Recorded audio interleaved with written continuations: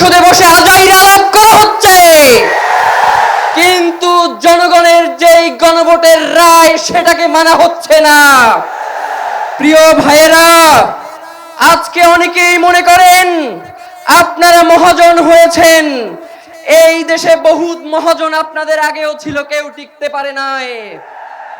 সুতরাং আপনারা যদি মনে করেন নতুন মহাজন হয়ে এই দেশের মানুষের উপরে জুলুম নির্যাতন করবেন, তাহলে আপনাদের সাবেক মহাজন যে দিল্লিতে বসে আছে তার সাথে আগেই কথাবার্তা বলে কোথায় গিয়ে থাকবেন সেটা পরিষ্কার করেন। মাননীয় প্রধানমন্ত্রী, আপনার পিতা শহীদ রাষ্ট্রপতি জিয়াউর রহমান, তিনি সর্বপ্রথম এই বাংলাদেশে গণভোট কায়েম করেছিলেন। আজকে আপনারা সেই গণভোটের বিরুদ্ধাচরণ করছেন। আপনারা শুধুমাত্র গণভোটের বিরুদ্ধাচরণ করছেন না, মূলত বিএনপির জন্ম যেই গণভোটের মধ্য দিয়ে, আপনারা তো নিজেদের জন্মকেই অস্বীকার করছেন। প্রিয় ভাইয়েরা, দেশনেত্রী বেগম খালেদা জিয়া, তিনি যেই সংবিধানকে ছুঁড়ে ফেলবার জন্য বারংবার তার বক্তব্যে, তার কথায়, তার দাবিতে তুলে ধরেছেন, আজকে আমরা দেখতে পাই সেই সংবিধানকে চাটতে চাটতে তার দল বিএনপি ক্ষয় করে ফেলছে। সুতরাং যেই বিএনপি তার শহীদ প্রেসিডেন্ট জিয়াউর রহমান, যিনি এই দলের প্রতিষ্ঠাতা, তাকে স্বীকার করে না, যেই বিএনপি বেগম খালেদা জিয়ার কথা রাখে না, সেই বিএনপি তো তলাবিহীন ঝুড়ি, সেই বিএনপির কোন মেরুদণ্ড নাই। যদি সেই বিএনপি বাংলাদেশে অরাজক পরিস্থিতি তৈরি করতে চায়, তাহলে আপনাদেরকেও আমরা বলে দেই, আমরা নতুন করে এমন রাজনীতি শুরু করব যেই রাজনীতি হবে আপনাদের দলের প্রধান জিয়াউর রহমান এবং বেগম খালেদা জিয়ার রাজনীতি। প্রিয় ভাইয়েরা, আমরা পর্দার আড়ালের কোনো শাসন দেখতে চাই না। আমরা জনগণ যাদেরকে ক্ষমতায় বসিয়েছি, প্রধানমন্ত্রী বানিয়েছি, আমরা তাদের সাথে সরাসরি কথা বলতে চাই। আমরা জানতে চাই এই প্রধানমন্ত্রী, তিনি কি প্রক্সি প্রধানমন্ত্রী হবেন নাকি জনগণের প্রধানমন্ত্রী হবেন? তিনি কি জনগণের কথা বলবেন নাকি তাকে সেট করে দেয়া হয় যেই কথাগুলো সেই কথাগুলোই তিনি বারংবার বলবেন? প্রিয় ভাইয়েরা, যদি এই রাষ্ট্রে গণভোটের রায় মানা না হয়, এই রাষ্ট্রে সংস্কারগুলো বাস্তবায়ন করা না হয়, এই রাষ্ট্রে জুলাইকে অস্বীকার করা হয়, তাহলে এই রাষ্ট্রে যারা ক্ষমতাসীন রয়েছেন তাদেরকে আরেকটি 36শে জুলাইয়ের জন্য প্রস্তুত থাকতে হবে। প্রিয় ভাইয়েরা, শহীদ ওসমান হাদি এই কথাগুলো অত্যন্ত স্পষ্ট ভাষায় বলতেন। আমাদের তো মনে হয় ইলেকশনের পরে আপনারা যে এই ধরনের আচরণ করবেন, এইটা ইতিপূর্বেই আপনারা ঠিক করে রেখেছিলেন। নয়তো প্রধানমন্ত্রী বলে গণভোটের পক্ষে হ্যাঁ দাও, আর তৃণমূল বিএনপি গিয়ে বলে না দাও, তার মানে এইটা পূর্ব পরিকল্পিত ঘটনা ছাড়া আর কিছুই নয়, যার কারণে শহীদ ওসমান হাদিকে বাংলাদেশ থেকে সরিয়ে দেওয়া হয়েছে। সুতরাং শহীদ ওসমান হাদির হত্যার বিচার নিশ্চিত করার মধ্য দিয়ে বাংলাদেশকে আমরা একটি ইনসাফের রাষ্ট্রে পরিণত করব ইনশাআল্লাহ। বিচার বিচার বিচার চাই, হাদি হত্যার বিচার চাই, বিচার বিচার বিচার চাই, হাদি হত্যার বিচার চাই। সবাইকে অসংখ্য ধন্যবাদ। আসসালামু আলাইকুম রহমতুল্লাহ। সংগ্রামী জনতা, চলছে 2 মাস ধরে প্রতি ঘন্টায় সংসদে জনগণের টাকা ব্যয় হচ্ছে 1,63,00,000 টাকা।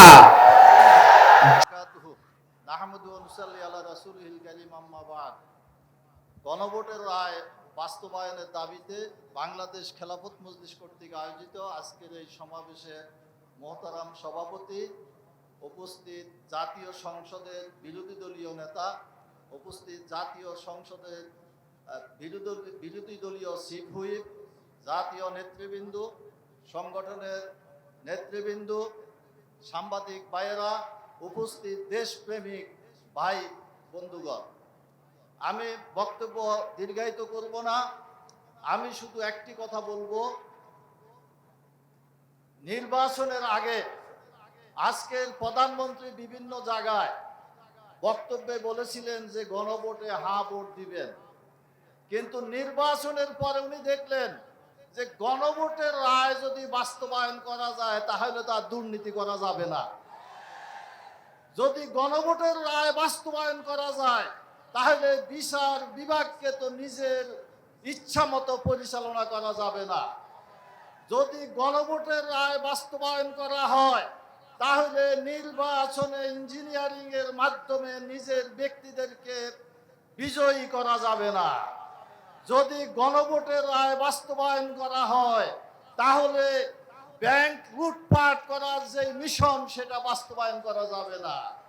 তাই ক্ষমতায় এসে তারা গণভোটের রায় যেন বাস্তবায়ন না হয় সেই ব্যবস্থা গ্রহণ করেছে।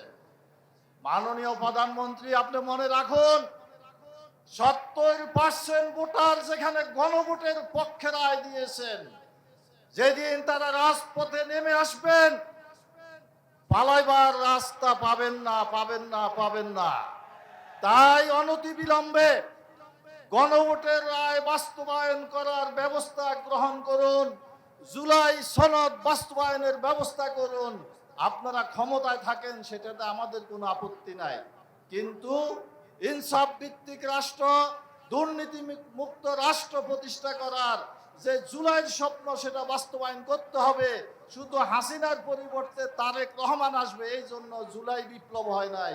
সবাইকে আগামী দিনে সংগ্রামের আহ্বান জানিয়ে আমার বক্তব্য এখানে শেষ করছি। আল্লাহ হাফেজ।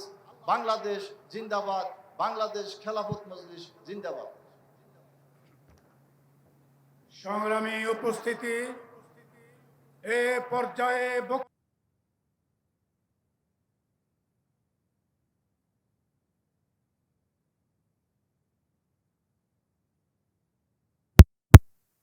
মজলিসের সম্মানিত আমির, উপস্থিত 11 দলীয় জোটের শীর্ষ নেতৃবৃন্দ, উপস্থিত সারা বাংলা থেকে আগত তৌহিদি কাফেলার সদস্যবৃন্দ, আল্লাহ পাকের দরবারে শুকরিয়া জ্ঞাপন করে আপনাদের কাছে ছোট্ট একটি বার্তা দিয়ে আমি বক্তব্য শেষ করব।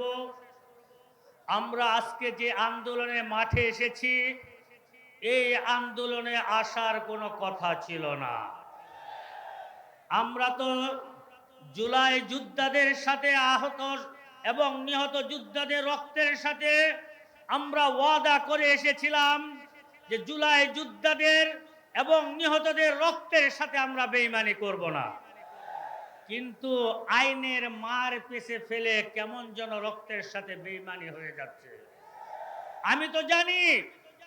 আমি জানি বাংলাদেশে যদি সবচেয়ে বেশি জনপ্রিয় রাষ্ট্রপতি, দেশপ্রেমিক রাষ্ট্রপতি থেকে থাকেন, তিনি হলেন শহীদ জিয়াউর রহমান। আমি এটাও ভালো করে জানি বাংলাদেশের সবচেয়ে জনপ্রিয় প্রধানমন্ত্রী, দেশপ্রেমিক প্রধানমন্ত্রী থেকে থাকেন, তিনি হলেন মরহুম বেগম খালেদা জিয়া। সেই জিয়াউর রহমান সাহেবের সন্তান, সেই বেগম জিয়ার সন্তান বর্তমান প্রধানমন্ত্রী। তিনি তার মা বাবা যেমন আদর্শবান ছিলেন, জনগণের সাথে তাদের ওয়াদা ছিল, জনগণ বান্ধব নেতা ছিলেন, বর্তমান প্রধানমন্ত্রীও তেমনটাই হবেন। আমি প্রধানমন্ত্রীকে বলবো, আপনি যে আপনার মতো শান্ত শিষ্ট, আপনার মতো একজন জনপ্রিয় নেতা প্রধানমন্ত্রী আমরা এর আগে পাই নাই। এমনকি আমাদের বিরোধী দলীয় নেতা আছেন, তার মতো বিরোধী দলীয় ভদ্র নম্র ভদ্র নেতা আমরা সংসদে পাই নাই।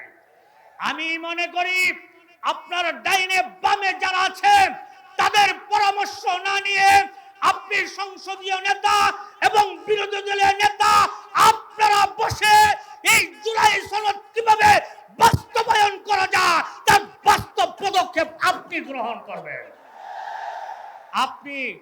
আপনি কখনোই এই দেশের সাথে বেইমানি করতে পারেন না। আপনি কখনোই জুলাই যোদ্ধাদের সাথে বেইমানি করতে পারেন না। ওয়াইন তাউদ্দু নি'মাতাল্লাহি লা তুহসুহা। আল্লাহর কোন কোন নিয়ামতকে আপনি গণবেন, কোন নিয়ামতকে অস্বীকার করতে পারবেন না। 17 বছর এই দেশের মানুষ কত যন্ত্রণায় ছিল, কতটা জুলুমের শিকার হয়েছিল, বাক স্বাধীনতা হারিয়েছিল। জুলাই যোদ্ধারা জীবন উৎসর্গ করে আমাদেরকে এই জায়গায় আসার সুযোগ করে দিয়েছে। এই যোদ্ধাদের সাথে বেইমানি এই দেশের মানুষ করতে পারে না। যদি কেউ বেইমানি করে এরা এই দেশের নাগরিক না। এই দেশের সাথে গাদ্দারি যারা করে এরা এই দেশের দেশপ্রেমিক হতে পারে না। আমি মাননীয় স্বরাষ্ট্রমন্ত্রীকে বলবো, আপনার মতো স্মার্ট, আপনার মতো শিক্ষিত, সুশিক্ষিত, আপনার মতো সুন্দর স্বরাষ্ট্রমন্ত্রী আপনার বিগত 54 বছর পাই নাই। আপনি যদি ইচ্ছা করেন দুই দলের দুই সংসদীয় এবং বিরোধী দলের নেতাকে নিয়ে আমরা যা চাচ্ছি তা বাস্তবায়ন, আপনার নিয়ত যদি সহি শুদ্ধ হয় আর কোনো আন্দোলনের প্রয়োজন পড়বে না। আমি মাননীয় স্বরাষ্ট্রমন্ত্রীকে বলবো, আপনি যেমন স্মার্ট, আমাদের এই সকল আন্দোলনগুলি স্মার্টের সাথে শেষ করে দিবেন। আপনি জুলাই যোদ্ধাদের মনের নিয়তটাকে স্পষ্টভাবে প্রকাশ্যে এনে বাস্তবায়ন করবেন। সংসদের যত আইনের মারপেছে কথা বলেন আমরা বুঝি, আপনারাও বুঝেন, এই দেশের জনগণও বুঝে। আইনের মারপেচ আমরা দেখতে চাই না, আমরা বাস্তবায়ন দেখতে চাই, বাস্তবায়ন দেখতে চাই, বাস্তবায়ন দেখতে চাই। আসসালামু আলাইকুম ওয়া রাহমাতুল্লাহি ওয়া বারাকাতুহু। ধন্যবাদ। বাংলাদেশ খেলা